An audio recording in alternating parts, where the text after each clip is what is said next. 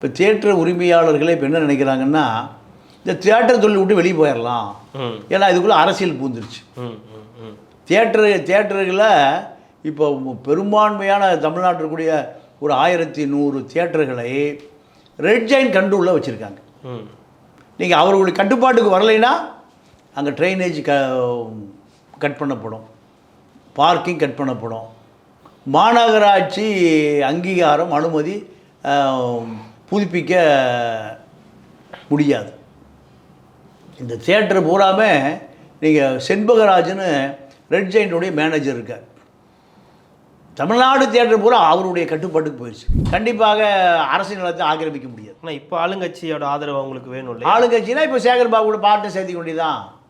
பங்காளிகள் தான். இந்நாள் முன்னாள் ரெண்டும் ஒன்றா சேர்ந்துருவாங்க. இந்நாள் முன்னாள், முன்னாள் 1 கோடினா இந்நாள் 1 கோடினா முன்னாள் 50 லட்சம். லஞ்சம், லாவண்யம், ஊழல் எல்லாமே நீங்கள் தலை விரித்து ஆடக்கூடிய இயக்கம் தான் இந்த இரண்டு திராவிட இயக்கங்களும். அப்போது காசா கிராண்டு கட்டுமான நிறுவனம் உதயம் தியேட்டரை வாங்கி கட்ட போகிறான். கட்டுனா அது 50 வருடத்திற்கு மேலே அந்த கட்டடம் யாருக்கும் உபயோகம் இல்லாமல் போயிடும். ஆளுங்கட்சிக்கு ஒரு 50 கோடி, எதிர்கட்சிக்கு ஒரு 50 கோடி கொடுத்தா எல்லாம் வாயடைச்சிடும். நம்ம தான் இந்த பெரம்பூர் பெல்லி மில் கட்டுமான நிறுவனத்திட்ட பணம் வாங்காத தொழில அரசியல்வாதிகளே இல்லை. எல்லாருடைய பேர் அந்த லிஸ்ட்டில் இருக்கு.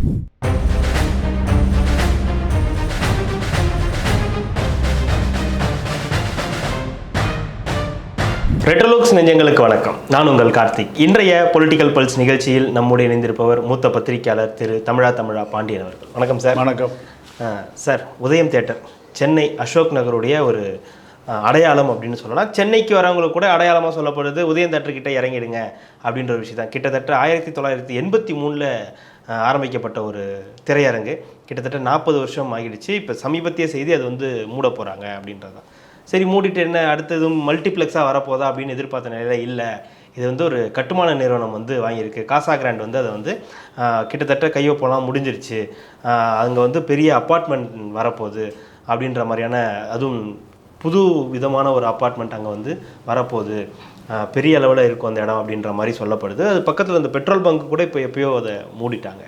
இதன் பின்னணி என்ன சார்? ஏன்னா கிட்டத்தட்ட 2009 அது கை மாறிடுச்சு, விற்க போகிறாங்க அப்படின்ற மாதிரியான விஷயங்கள்லாம் தொடர்ந்து வந்துக்கிட்டே இருந்தது.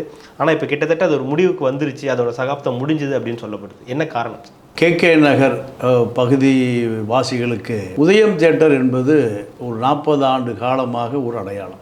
சென்னையில் ஒரு 40 வருடங்களுக்கு முன்பு 3 திரையரங்கங்கள் தான் மிக புகழ் வாய்ந்தது. நீங்கள் KK நகர், கோடம்பாக்கம், ஈக்காட்டுத்தாங்கல், MGR நகர் மக்களுக்கு 2 தியேட்டர் 3 தியேட்டர் உள்ள திரையரங்கம் உதயம் தியேட்டர். 4 ஸ்க்ரீன் இருக்குது. ஆமாம். மவுண்ட் ரோட்டில் 5 ஸ்க்ரீன் உள்ள தியேட்டர் எதுனா நீங்கள் தேவி பாரடைஸ். ஆமாம். ஒரே நேரத்தில் 4-5 படம் ஓடும். இது இன்றைக்கி எல்லா தியேட்டர்லையும் அப்படி நடக்குது. ஆனால் ஒரு 30 ஆண்டுகளுக்கு முன்பு 40 ஆண்டுகளுக்கு முன்பு இது ஒரு பெரிய அதிசயம். ஏன்னா ஏதோ ஒரு படத்துக்கு வர்றவன் இன்னும் அந்த படம் இல்லைன்னா வேற ஒரு படம் பார்ப்பான். ஆமாம். நீங்கள் ஏதோ ஒரு படத்தில் சினிமா உறவினர்களோ நண்பர்களோ அழைத்து கொண்டு நீங்கள் உதயம் தியேட்டர் போனால் ஏதோ ஒரு படம் பார்த்துட்டு வரலாம். திரும்பி போக வேண்டிய அவசியம் இல்லை. எல்லா தியேட்டர்லேயுமே ஒரு தியேட்டர் தான் இருக்கும், ஒரு படம் தான் இருக்கும். ஆனால் இப்போ எல்லா காம்ப்ளெக்ஸ்லேயும் 4-5 ஸ்க்ரீன் இருக்குது, 4-5 தியேட்டர் இருக்குது. அது 7-8 ஸ்க்ரீன் வரைக்கும் வந்துருச்சு.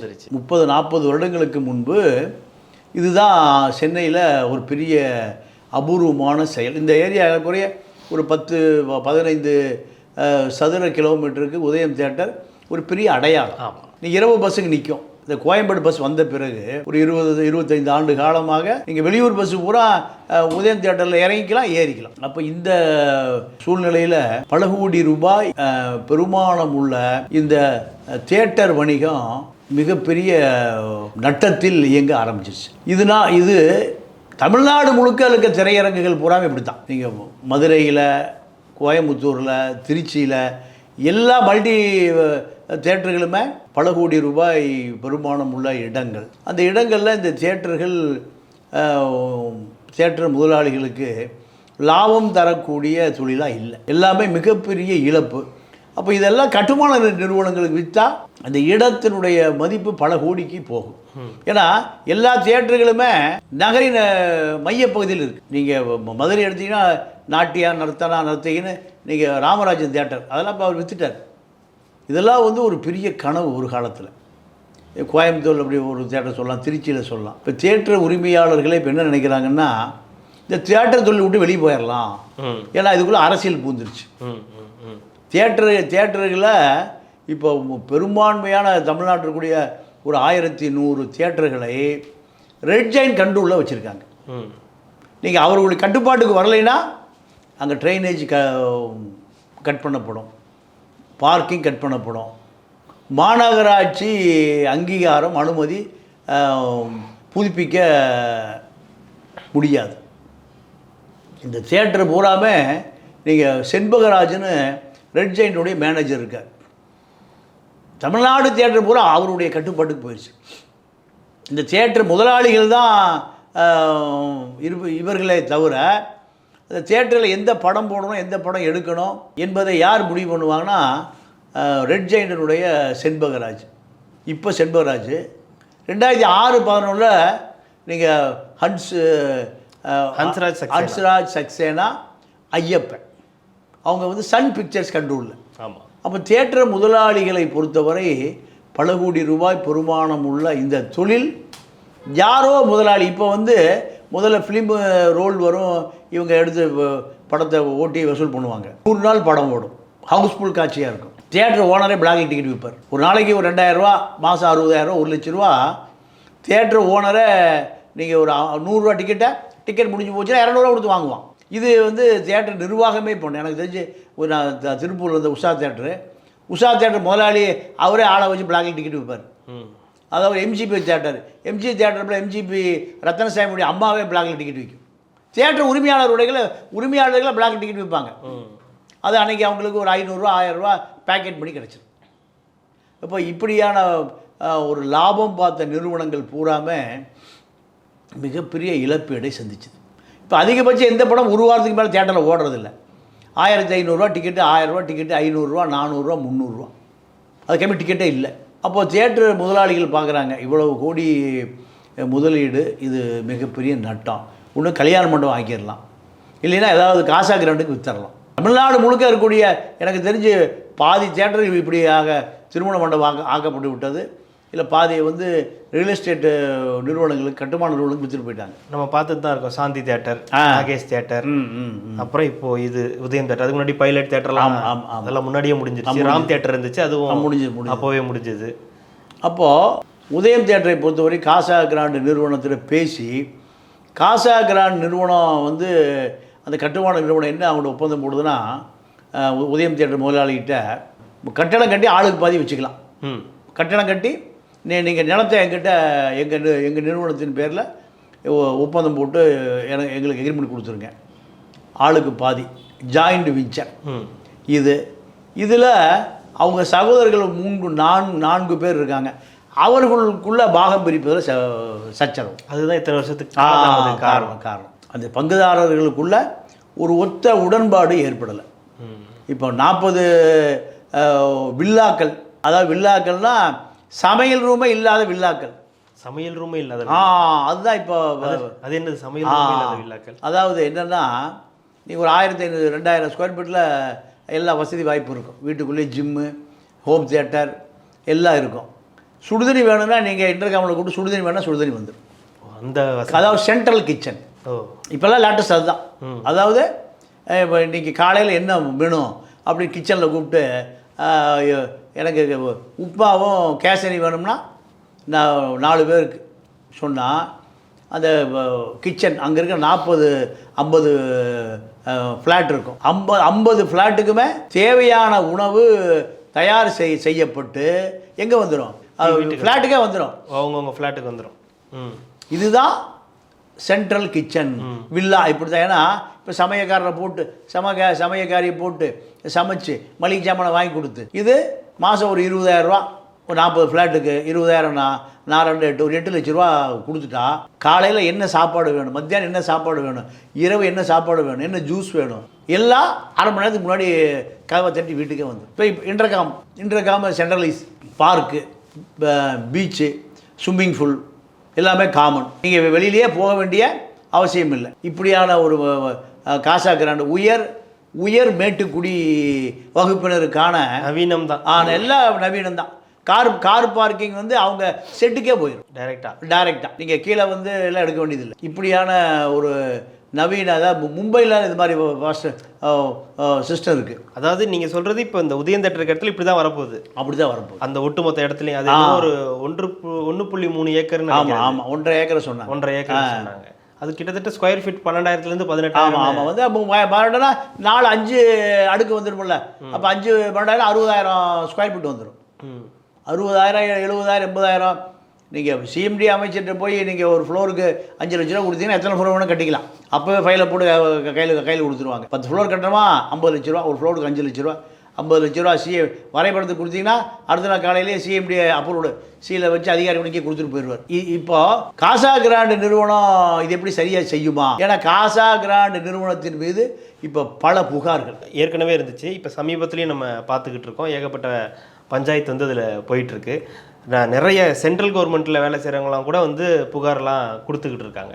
இப்போ தாளம்பூரில் அரசு புறம்போக்கு ஏரி ஆக்கிரமிக்கப்பட்டு கட்டப்பட்டிருக்கு. எங்கள் தாளம்பூர் 400 அடுக்குமாடி வீடுகள், அதாவது 400 குடும்பம் நடுத்தருக்கு வந்துருச்சு. என்ன, அவர்களுக்கு பட்டா கிடையாது. அரசு நிலத்தில் எப்படி பட்டா கொடுப்பான்? அப்போ அரசு நிலத்தில் நீங்கள் 400 கட்டணம் கட்டுவதற்கு அரசு பார்த்து கொண்டு இருந்ததுன்னா அப்போ அரசு உடந்தை, அதிகாரிகள் உடந்தை, அமைச்சர் உடந்தை, சிஎம்டிஏ எம்எம்டிஏ டிடிசி அப்ரூவ்டு அத்தனை பேருடைய உடந்தை இல்லாமல் நீங்கள் ஏரியை ஆக்கிரமிக்க முடியாது. இப்போ இந்த வெள்ளம் வந்தப்போ தாளம்பூரை சுற்றி நீங்கள் போட்டு ஓட்ட வேண்டிய நிலைமை ஆகிப்போச்சு. காரெல்லாம் இப்போ தேவையில்லை. நீ ஒரு ஃப்ளாட்டு தாளம்பூர் குடி போகணும்னா ஒரு காரு ஒரு போட் அவசரமா வெள்ளம் வந்து காரை நிறுத்தி போட் ஏறி கிளம்பிட வேண்டியதான். அப்போது காசா கிராண்ட் நிறுவனத்துக்கு பின்னாடி நீங்கள் அப்போ முன்னாள் சிஎம்டிஏ அமைச்சராக இருந்த ஓபிஎஸ் அவருடைய பினாமிங்கிறாங்க.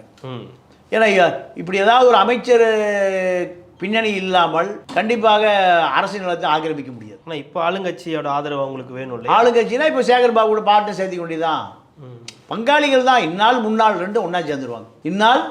முன்னாள் 1 கோடினா இந்நாள் 1 கோடினா முன்னாள் 50 லட்சம். பின்னி மில் எங்கள் பெரம்பூரில் பின்னி மில் தொழிலாளி ஏறக்குறைய 5000 தொழிலாளிக்கு இன்றைக்கி வரைக்கும் வேலை பார்த்து அவர்கள் ஏறக்குறைய 30-40 வருட காலம் அவன் ரத்தத்தை சிந்தி உழைச்சிருக்கான். அவனுக்கு இரவோட இரவாக அவனை வேலையிலேயே பெண்ணியமல் இழுத்து பூட்டிட்டு அதை ரியல் எஸ்டேட் கொடுத்துட்டானு. போராடியவர்களுக்கு பூரா 50 பேருக்கு 50 கோடி ரூபா கொடுத்துருக்கு. 20 லட்சம் 30 லட்சம் ஆல் பார்ட்டிஸ், அனைத்து கட்சி தலைவன், போலீஸ் அதிகாரி. நீங்கள் இப்போ இடி போய் பார்த்தா எல்லா பேரும் அதில் இருக்குது. எல்லாருடைய பேர் எதில் இருக்குது? பெரம்பூர் பின்னி மில்லை தொழிலாளியை ஏமாற்றுவதற்கு அத்தனை அரசியல்வாதியும் உடந்தையாக இருந்திருக்காங்க. 50 கோடி ரூபாய் அரசியல்வாதிகளுக்கும் அதிகாரிகளுக்கும் காவல்துறை உயர் அதிகாரிகளுக்கும் 50 கோடி ரூபாய் கொடுக்கப்பட்டிருக்கு. 500 கோடி ரூபாய் அது வந்து பாதி கட்டுமான நிறுவனமே 500 கோடி ரூபாய்க்கு அதை ஆக்கிரமிச்சிருக்கு. அப்போ 500 கோடியில் 10% போட்டு 50 கோடி தானே. அப்போ Casagrand, Bashyam construction, Appaswamy builders, Jain builders இவர்களுக்கு பின்னணியில் அதிகாரம் மிக்க ஒரு பவர் சென்டர் திமுக வந்தாலும் சரி, அதிமுக வந்தாலும் சரி, இவர்களை ஒன்றுமே பண்ண முடியாது. ப்ராஜெக்ட் முடிஞ்சுதா, ஃபோன் நம்பர் மாற்றிடுவான், சிம்மை மாற்றிடுவான், செல்லை மாற்றிடுவான், காலி பண்ணிட்டு போயிட்டே இருப்பான். பணம் வாங்கினதுக்கு எந்த ரசீதும் இருக்காது, ட்ரைனேஜ் இருக்காது, மெட்ரோ வாட்டர் இருக்காது, எதுவுமே இருக்காது. மேலே ஒருத்தனுக்கு சொந்தம், கீழே ஒருத்தனுக்கு சொந்தம், சைடில் ஒருத்தனுக்கு சொந்தம், உனக்கு எது சொந்தம், எனக்கு எது சொந்தம், எதுவுமே எவனுக்கும் சொந்தம் இல்லை. இது இந்த ஃப்ளாட் சிஸ்டமே ஃபெயிலியர். ஒரு 40 ஆண்டு காலம் ஆன பிறகு கட்டணம் டொமாலிஷ் பண்ணணும். டொமாலிஷ் பண்ணால் 400 பேர் ஒத்துக்குவானா? 400 பேர் கட்டணம் கட்டுற காசு இருக்குமா? இருக்காது. ஒருத்தர் பணம் இருக்குது, ஒருத்தர் பணம் இருக்காது. அப்போ பணம் இருக்கிறவன் கட்ட சொல்லுவான், பணம் இருக்கா இடிக்காதிக்குமா, கோர்ட்டுக்கு போவான். அப்போ கோர்ட்டு சொல்லிடுறோம் எல்லாரும் வெளியே இருக்குன்றோம். ஏன்னா கட்டணம் இடிச்சு கொடுத்துரும். இப்போ 2024 ஒரு 50 வருஷம் கழித்து 74 கட்டணம் டொமாலிஷ் ஆயிரும். 400 பேர் அதை 400 குடும்பம் குடியிருந்தால் ஒரு குடும்பத்துக்கு 5 பேர் போடுங்க, 4 5 20 2000 பேர் அந்த அடுக்குமாடி குடியிருப்பில் குடியிருப்பான். 2000 பேரை நீங்கள் 50 வருஷத்துக்கு மேலே தாங்காது. இதில் பூரா எம்சாண்டு, யூசாண்டு, ஆற்று மண், கடல் மண்ணாக போட்டு கட்டியிருப்பான். அன்னைக்கு வச்சு காலி பண்ணுறது தானே காசா கிராண்ட் நிறுவனம். அப்போது 50 வருடங்களுக்கு போட்ட காசு போச்சு. காசா கிராண்ட் நிறுவனத்தை அரசாங்கம் கட்டுப்படுத்துமா, மாநில அரசு கட்டுப்படுத்துமா, மத்திய அரசாங்கம் கட்டுப்படுத்துமா? இது போன்ற பல ரியல் எஸ்டேட் மாஃபியாக்கள். இந்த ரியல் எஸ்டேட் மாஃபியாக்கள் அப்பாவி மக்களை ஏமாத்தும், அப்பாவி மக்களுடைய சேமிப்பை கொள்ளையடிக்கும். ஒரு இடம் என்பது 40 வருடங்களுக்கு மேல் குடியிருக்க முடியாது. அப்பார்ட்மெண்ட் சிஸ்டம் இதுதான். சிங்கப்பூரில் வச்சிருக்கான். சிங்கப்பூரை பொறுத்த வரைக்கும் அனைத்து கட்டடங்களும் அரசுக்கு சொந்தமானது. அரசாங்கம் என்ன பண்ணுவான், கட்டி குறைந்த வாடகைக்கு கொடுக்குறான். கட்டடம் இடிக்கணுமா, காலி பண்ணி வேற விளையாட்டு தருவான். இதை இடிச்சுட்டு நீங்கள் 6 மாதம் கட்டிடுவான். இங்கே அந்த நிறுவனம் காணாமே போயிடுவான், சிம் கார்டை மாற்றிடுவான். கொத்தடிமைகள் எங்கேருந்து கொண்டு வரான் வேலைக்கு? பீகார்லேருந்து கொண்டு வரான், ஒரிசாவிலேருந்து கொண்டு வரான். மௌலிவாக்கத்தில் பார்த்தோம்ல, ஆமாம், அந்த மண் கட்டிடம் கட்டுவதற்கு பரிசோதனை செய்த பொழுது அது லாய்க்கு இல்லை, களிமண். கட்டடம் அப்படியே உள்ள உட்காந்துருச்சு. 40-50 பீகாரை சேர்ந்த கட்டிட தொழிலாளி, கூலி தொழிலாளி மண்ணோட மண்ணை மக்கி போயிட்டு. அதில் மக்கள் குடியேறினா என்ன இருக்கும், அவர்களுடைய நிலைமையும் கவலைக்கிடமாக இருக்கும். ஆனால் இதையெல்லாம் கண்காணிக்கக்கூடிய சிஎம்டிஏ, எம்எம்டிஏ இந்த அதிகாரிகள் கையூட்டை வாங்கி கொண்டு பொதுமக்களை வஞ்சிக்கிறார்கள். இதை யார் முதலமைச்சர் அலுவலகம் கட்டுப்படுத்துகிறதா? முதலமைச்சர் அலுவலகத்தில் அவர்கள் மிகப்பெரிய முதலமைச்சருடைய செயலாளர்களை தன்னுடைய வலையில் கொண்டு போட்டான். அவனுக்கு ஆளுக்கு ஒரு வீடு. ஈசிஆரில் 1 ஏக்கராவில் பெரிய ஸ்விம்மிங் பூலோட வில்லா. முடிஞ்சு போச்சா? நேர்மையான அதிகாரி தான் ராதாகிருஷ்ணன், ஹெல்த் ராதாகிருஷ்ணனுக்கு விஜயபாஸ்கர் பழைய ஹெல்த் மினிஸ்டர் அருமையான வீடு கட்டி கொடுத்துருக்காரு. ராதாகிருஷ்ணன் நீட்டதெல்லாம் கையில் போடுவார் செந்து. அப்போ விஜயபாஸ்கர் ராதாகிருஷ்ணனை அந்த ஹெல்த்லேருந்து வெளியேறிட்டு மீண்டும் ராதாகிருஷ்ணனை வர்றார். பியூலா ராஜேஷுக்கு பிறகு, பியூலா வெங்கடேஷுக்கு பிறகு ராதாகிருஷ்ணன் வந்த பிறகு அமைச்சரை தான் போய் அதிகாரி பார்க்கணும். அதிகாரி அறைக்கு பூங்கத்தோடு வராரு அமைச்சர். அப்படின்னா லஞ்சம், லாவண்யம், ஊழல் எல்லாமே நீங்கள் தலை விரித்து ஆடக்கூடிய இயக்கம் தான் இந்த இரண்டு திராவிட இயக்கங்களும். அப்போது காசா கிராண்டு கட்டுமான நிறுவனம் உதயம் தியேட்டரை வாங்கி கட்ட போகிறான். கட்டுனா அது 50 வருடத்திற்கு மேலே அந்த கட்டடம் யாருக்கும் உபயோகம் இல்லாமல் போயிடும். இல்லை, எப்படி அவங்க வந்து கரெக்டாக எல்லா இடத்துலையும் பெரும்பாலும் காசா கிராண்டே இருப்பதற்கான காரணம் ஏன்னா நீங்கள் சொல்கிற மாதிரி அப்பாசாமி இருக்காங்க, அடுத்தடுத்த நிறுவனங்கள்லாம் இருந்தாலும் கூட முதன்மையாக அவங்கக்கிட்ட அது எப்படி போகுது? காசா கிராண்டை பொறுத்த வரைக்கும் காசா கிராண்ட் நிறுவனத்தில் நீங்கள் முன்னாள் முதலமைச்சர் ஓபிஎஸ் போன்ற பெரு முதலாளிகள் பின்னணியில் இருக்கிறதுனால அவர்களுக்கு ஈஸியாக சட்டத்தை வளைப்பதற்கு மிக ஈஸியாக போயிடும். நீங்கள் எல்லா பக்கம் அதிகாரத்தை எடுத்துக்க ஓரமாக போடுங்க. நீங்கள் பெருந்தொகை கொடுத்தா எதை வேண்டுமானாலும் வாங்குவதற்கு விற்பதற்கு இந்தியாவில் முடியும். இது எழுதப்படாத விதி. அதிகாரிகிட்ட நீங்கள் செல்வாக்கோடு போவது என்பது என்ன செல்வாக்கு? காந்தி தான் செல்வாக்கு, காந்தி நோட்டு தான் செல்வாக்கு. அப்போது பெரும்பெரும் டாடா, பிர்லா, அம்பானி, கோயாங்கால என்ன அரசியல்வாதி வச்சுட்டா பண்ணுறான்? எல்லா அரசியல்வாதியும் அவன் வீட்டில் இருக்காங்க. என்ன காரணம்? தேர்தல் நிதி வந்தால் 50 கோடி 100 கோடி கொடுக்குறான். இப்போ காசா கிராண்ட் நிறுவனமோ ஆளுங்கட்சிக்கு ஒரு 50 கோடி, எதிர்கட்சிக்கு ஒரு 50 கோடி கொடுத்தா எல்லாம் வாயடைச்சிருவோம். நம்ம தான் இந்த பெரம்பூர் பெல்லி மில் கட்டுமான நிறுவனத்தில் பணம் வாங்காத தொழில் அரசியல்வாதிகளே இல்லை. எல்லாருடைய பேர் அந்த லிஸ்ட்டில் இருக்குது. மக்களுக்கு ஆதரவாக கட்டுமான நிறுவனங்களையோ அல்லது இந்த பில்டர்களையோ எதிர்த்து போராடக்கூடிய கட்சிகள் பூரா விலைக்கு வாங்கப்படுகிறது. விலைக்கு வாங்கிட்டான்னா யாரும் பேச முடியாது. மாநாட்டுக்கு நிதி, ஆர்ப்பாட்ட நிதி, போராட்ட நிதி, அனைத்து கட்சியும், நான் எந்த கட்சியும் பிரிச்செல்லாம் பேசலை, அனைத்து கட்சியும் கட்டுமான நிறுவனங்களுடைய பாக்கெட்டில். அப்போது மக்களுக்காக யார் போராடுவது? ஆளுங்கட்சி, எதிர்கட்சினா எதிர்கட்சிகளே கட்டுமான நிறுவனங்களுடைய பட்டியல் இருக்காங்க. மணல் மாஃபியா பட்டியல் இருக்கா, டாஸ்மார்க் பட்டியல் இருக்கா. அப்போது இவர்களுக்கு அரசியல் செய்வது மட்டும் நோக்கம்னா கட்டுமான நிறுவனங்களுக்கு அரசு நிலத்தை வளைப்பதும் நோக்கம். 40 ஆண்டு கால வரலாறு இருக்குது உதயம் தியேட்டருக்கு. நீங்கள் அங்கே உங்களுக்கு என்ன அனுபவம் இருக்குது? ஏன்னா கிட்டத்தட்ட அது முடிய போகுது, இடிச்சிட்டு அது பெரிய பிரம்மாண்டமான ஒரு இதுவாக கட்ட போகிறதா சொல்கிறீங்க. அப்படின்னா உங்களுக்கு என்ன அதில் ஒரு சிறந்த அனுபவம்னா என்ன? படங்கள்லாம் நீங்கள் படங்கள் பார்க்குறது ரொம்ப குறைவுன்னு எனக்கு தெரியும். ஏதாவது அனுபவம் இருக்கா? நிறைய படம் பார்த்துருக்கேன். எனக்கு படம் ஞாபகம் இல்லை. ஒரு 6 மாதம் முன்பு கூட நானும் என்னுடைய நண்பர் ஜெயமுருகன் ஒரு சினிமா டைரக்டர், என்னுடைய நண்பர் திருப்பூர்கார், நானும் ஒரு படம் பார்த்தோம். எனக்கு படம் ஞாபகம் இல்லை, ஏதோ படம் ஒன்று பார்த்தோம். ஏன்னா அந்த தியேட்டரை பொறுத்த வரைக்கும் ரொம்ப நேர்த்தியாக இருக்கும். ஒரு தியேட்ரு நீங்கள் பழைய காலத்து தேட்டரை போல இல்லாமலும் புதுசாக கட்டின மாடர்ன் தேட்டரை போல இல்லாமலும் ஒரு நடுத்தரமாக நீங்கள் ரொம்ப அது சரியில்லைன்னு சொல்ல முடியாது, சிறப்பாக இருக்குன்னு சொல்ல முடியாது. அப்படி ஒரு அது அப்படி எப்பவும் அதை அப்படியே மெயின்டைன் பண்ணுவாங்க எப்பவுமே. அது இல்லை, இப்போ அதுவும் ஒரு காரணம் தானே, அது அப்டேட் ஆகாமல் இந்த காலகட்டத்துக்கு ஏற்ப அப்டேட் ஆகாமல் இருந்ததும் ஒரு இது இல்லை. அது என்ன காரணம்னா அவங்களுக்கு அதில் லாபம் இல்லை. நீங்கள் இப்போ முதலாளிகள் எப்பவுமே லாப நோக்கத்துக்காக தான் செய்வாங்க, லாபம் இல்லை அப்படியே விட்டுருவாங்க. அதனால் பார்த்தாங்க பல கோடி போகும், அந்த அளவுக்கு இப்போ சினிமாவில் வருமானம் இல்லை. அதனால் என்ன பண்ணிட்டாங்க, சரி காசாக்கு 2 கொடுத்துட்டா அவங்களுக்கு கண்ணை மூடிட்டு ஆளுக்கு ஒரு 100 கோடி ரூபா கிடைக்கும். இப்போ நீங்கள் சொன்ன மாதிரி அவங்க ஒரு அண்ணன் தம்பிங்களா எல்லாருமே இப்போ சரி வந்துட்டாங்க. ஆமாம். அதே நீங்கள் இந்த கட்டுமானோட பேசி சரி பண்ணிடுவான், எவ்வளோ பெரிய ஆளாக இருந்தாலும் பேசி சரி பண்ணிடுவான். உங்களுக்கு என்னையா பிரச்சனை, எனக்கு ரவுண்டாக 100 கோடி இப்போ வாங்கிக்க பிரச்சனை முடி. அவ்வளோதான். நீங்கள் கட்டுமான நிறுவனங்களை பொறுத்த வரைக்கும் எல்லாத்தையும் எதில் அடிப்பான், பணம் தான். நோட்டு கட்டிலேயே அடிச்சிடுவான். எனக்கு ஒரு 50 கோடி கூட 60 கோடி வாங்கிக்க கைது போட போ எடுத்துக்கோ. அவன் பண மூட்டையோடு தான் வருவான். இந்த ரியல் எஸ்டேட் கட்டுமான நிறுவனங்கள் நிறைய ரிட்டிகேஷன் லேண்டை இப்படி தான் மடக்கிறது. அண்ணன் தம்பி 3 பேர் இருப்பான், 4 பேர் இருப்பான். 4 பேர்ட்டு பேச்சு யார் முடக்கடி பண்ணுறாங்களோ, யார் பேச மறுக்கிறாங்களோ போகும்போதே பண மூட்டையை வச்சுட்டு தான் பேசுவோம். எவ்வளோ மூட்டை, இதில் ஒரு 20 கோடி இருக்குது, இல்லை எனக்கு 40 கோடி பண்ண ரைட், இன்னொரு மூட்டை எடுத்தா பணம் தான். ஏன்னா அவர்களுக்கு ஒரு பெரிய விஷயமே இல்லை. ஒரு சாதாரண ஒரு ஸ்கொயர் ஃபீட்டு 15,000 ரூபாய்க்கு போகுது, ஸ்கொயர் ஃபீட்டு 15,000 ரூபாய்க்கு போகுது. அப்போது 1000 ஸ்கொயர் ஃபீட் இருந்தால் நீங்கள் 1.5 கோடி, 10 பில்டிங் இருந்தால் 15 கோடி. அது ஒரு பெரிய விஷயமே இல்லை. கட்டுமான பொருட்கள் பூராமே கடனுக்கு வாங்கிடுறான். எல்லாம் செங்கல், சிமெண்ட், ஜல்லி, ஃபர்னிச்சர்ஸு, இன்டீரியர் எல்லாம் 6 மாத கடனுக்கு கிடைக்குது. உடனே காசு வித்தர்றான். 6 மாத கடனுக்கு மெட்டீரியல் பூரா கிடைக்குது. ஏன்னா காசை கடனை கூட இறக்கிடுவான் 100 கோடி ரூபாய்க்கு. ஆனால் வியாபாரம் கேஷில் நடக்குது, கட்டுமானம் கடலில் நடக்குது. அதனால் எவ்வளோ பெரிய பிரச்சனையாக இருந்தாலும் கட்டுமான நிறுவனங்கள் நீங்கள் அதனுடைய வாடிக்கையாளர்களை பணம் வாங்கிட்டு கட்டுமான நிறுவனங்கள் அந்த நில உரிமையாளருக்கு பணத்தால் அடித்து காரியத்தை முடிச்சிடும். அதில் தான் நீங்கள் இவ்வளோ நாள் நீட்டித்து கொண்டிருந்த உதயம் தேட்டர் நிறுவனம் காசா கிராண்டால் முழுவதாக கபலீகரம் செய்யப்பட்டு விட்டார். மிக்க நன்றி சார். இவ்வளோ நேரம் உங்களுடைய நேரத்தை ஒதுக்கி எங்களுக்காகவும் ரெட்ரோலுக்ஸ் நேயர்களுக்காகவும் பல்வேறு கருத்துக்களை பகிர்ந்தமைக்கு ரெட்ரோலுக்ஸின் சார்பாக மிக்க நன்றி. நன்றி, வணக்கம்.